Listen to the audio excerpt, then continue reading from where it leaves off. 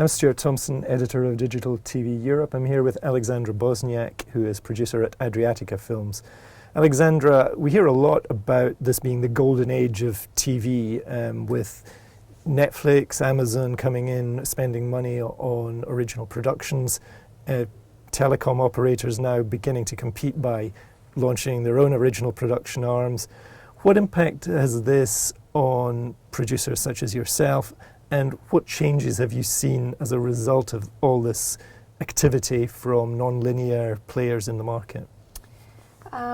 It's quite an interesting time. There is definitely, more, if you will, sources of financing out there in the playground. And, if you are an observer, an outsider of the industry, you would think there's definitely more money and there are more buyers, incredible buyers with deep pockets to finance your project.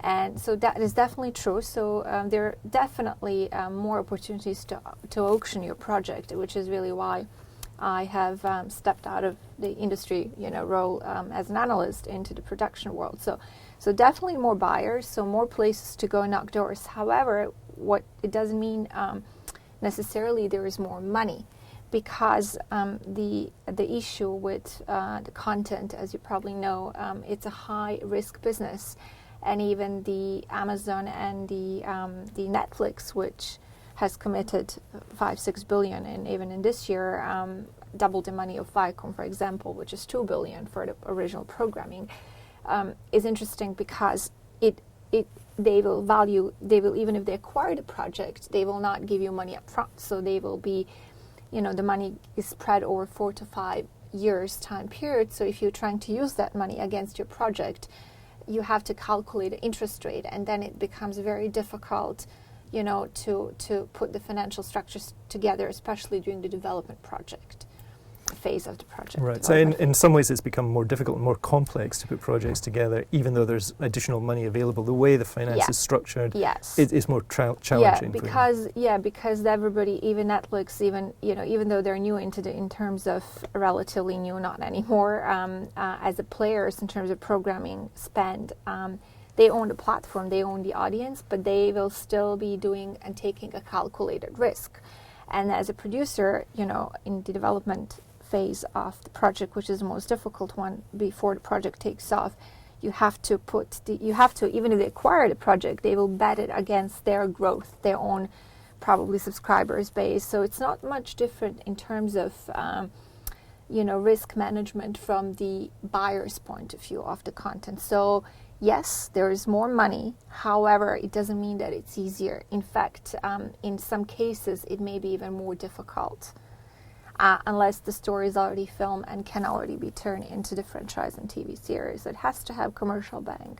So what do producers have to do? How do they have to set themselves up and prepare and be in a position to take advantage of the opportunities that are on offer while overcoming these particular challenges you've highlighted? It's a puzzle. You have to typically, if you're a small, medium producer and you're trying to do a commercial project that would be worldwide successful commercial, you have to look for partners. The key in any sort of content venture is a partnership. Any independent structure takes about 3 to 4 partners, and ideally pre-sales, and in a perfect scenario is talent attached. But before talent's attached, there are steps to, from the cleanup of the scripts, making it super tight, to actually bring it to Netflix, to somebody who will actually give you the opportunity to engage with other credible partners. So it's a puzzle, because the distribution challenge is always there. So even if you have a good story, you have to find partners. Partnerships are really how anything happens in film. And somebody asked me the other day about Brexit. Is it good or bad? It's not necessarily bad, because I think if you're trying to make a commercial project, maybe we will be looking more into the projects with the US partners as opposed to European partners, which will typically produce things that are TV related or broadcasters financed with a smaller budget. So there are plenty of opportunities, but it's a really financial puzzle. Yeah. In terms of the sort of windowing and rights position. Is that becoming something that producers have to take more of an active interest in terms of, you know, managing rights for windows further down the line and securing distribution across multiple platforms? Is that something you're finding? Well, ideally, this is the perfect scenario, is that your film is backed by one of the big super independents in the US or studios, and they'll take care of it. So, and then, you know, the revenue flow will trickle down the line. But increasingly, we find ourselves going direct to the platforms, and there are more platforms emerging. And I'm a strong believer that, and I've heard that in LA in my last trip where I launched a company, Adriatica Films, that big entrance into the world of distribution will be social media players. We don't see it that way, but with, you know, I can't envision a Facebook not tapping into its huge subscribers base and using it as a collateral to back some of the content that resonates with millennials and younger audiences, which I frankly don't think watch TV. So it's really that element that is going to play a very important role in the future of content distribution. I'm very, very strong about the social media and content distribution context. So all of this is presumably having quite a big impact on the kind of content that gets produced in terms of the way it's distributed, the new platforms, perhaps, and the way the content is consumed in them, mean that the content itself is changing to adapt to this. Yeah, content will have to be contextualized, because context is becoming an increasingly important when it comes to audience consumption of content, because the fragmentation, and back in days as an analyst, I've been talking about it a lot.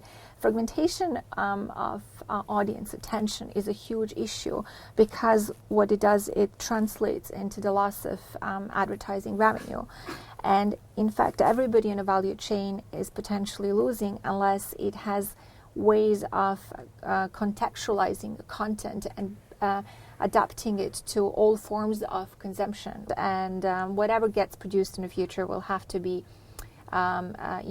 take into account the context of the content consumption, because kids and young people, I'm not sure they will be watching TV Right. So it's really that element, that how content is consumed and the fragmentation of the attention towards different types of platforms that will be translating effectively in the loss of advertising revenues. So the key challenge here is for everybody who is into original programming spend, is how do you increasing the programming spend, but you're not really getting return on investment in terms of advertising revenue. In fact, you're bleeding it, and that's why we saw the big guys contracting in terms of the profit. Cable TV is facing an incredible challenge with Netflix and Amazon and the new coming platforms. My view is that the key challenge comes from social media, because that's where younger audiences, younger demographics is spending their time. Yeah. So we have to adapt content to really attention and fragmentation, and that's going to produce incredibly new formats, I think, and possibly more money for smaller producers to get involved in a very innovative forms. Yeah. Now, one thing these platforms are all about is data and audience data, viewership data. How much of an impact is that going to have on content in terms of how far is it going to be data driven? How far should it be data driven in terms of the kind of projects that get greenlit?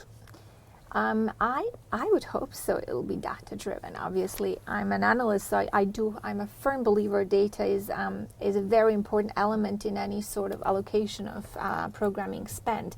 However, in my experience, back in my corporate roles, I'm not sure if it's fed and interpreted properly and used to influence the programming spend.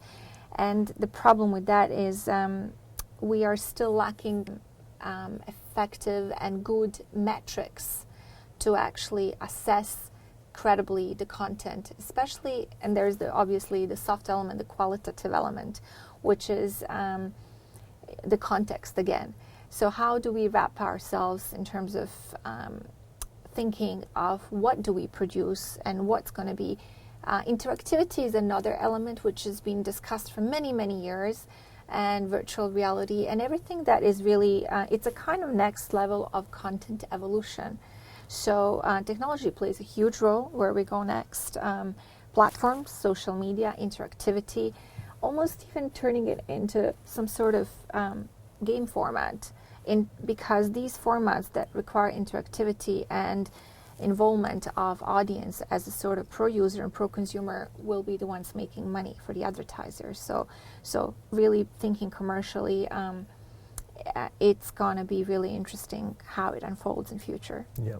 So summing up, the new platforms, Facebook, Twitter, whatever, and also Netflix and Amazon, are they good or bad for content creation? I've been always very pro-technology. I think they're great, they're fantastic.